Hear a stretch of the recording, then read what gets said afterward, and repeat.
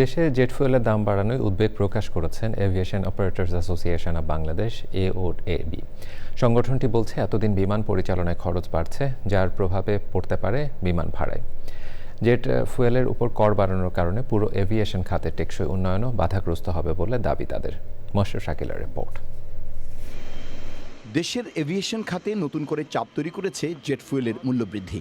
আন্তর্জাতিক বাজারের সাথে সামঞ্জস্য রেখে দাম বাড়ানোর কথা বলা হলেও এভিয়েশন অপারেটরদের সংগঠন AOAB'র দাবি, যাত্রীবাহী ও কার্গো ফ্লাইট পরিচালনা ব্যয়ের সবচেয়ে বড় অংশ জ্বালানির দাম বৃদ্ধি এয়ারলাইন্সগুলোর আর্থিক সক্ষমতায় সরাসরি প্রভাব ফেলছে। AOAB'র মহাসচিব ও নভোএয়ার ব্যবস্থাপনা পরিচালক মফিজুর রহমান স্বাক্ষরিত বিবৃতিতে উদ্বেগ প্রকাশ করে বলা হয়েছে, জেট ফুয়েলের দাম বাড়ানোর কারণে বিমান পরিচালনার খরচ অনেক বেড়েছে। এই অবস্থায় ভাড়া সমন্বয় না করলে অপারেটরদের টিকে থাকা কঠিন হবে।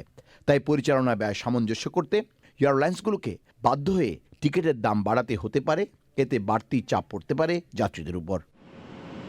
AOAB আরও বলেছে, বাংলাদেশে জেট ফুয়েলের দাম পাশের অনেক দেশের তুলনায় বেশি। এতে বিদেশি এয়ারলাইন্সগুলো প্রতিযোগিতায় সুবিধা পায়। পাশের দেশ ভারত ও নেপাল জেট ফুয়েলের মূল্য অপরিবর্তিত রেখেছে। পাকিস্তান 24.5% এবং মালদ্বীপ 18.5% মূল্য বাড়িয়েছে। বাংলাদেশে এই বৃদ্ধির হার প্রায় 80%। এ হারে মূল্য বাড়ানোকে অযৌক্তিক উল্লেখ করে বাস্তবসম্মত ও গ্রহণযোগ্য মূল্য পুনর্নির্ধারণের দাবি জানিয়েছে এভিয়েশন অপারেটররা। তবে সরকারের পক্ষ থেকে জানানো হয়েছে, অন্যান্য জ্বালানি তেলের দাম এখনই বাড়ানো হবে না। Mashrur Shakil, channel I, Dhaka. 200-র বেশি সার্ভিস ও ফিচারে লেনদেনের সব বিকাশ অ্যাপে সম্ভব।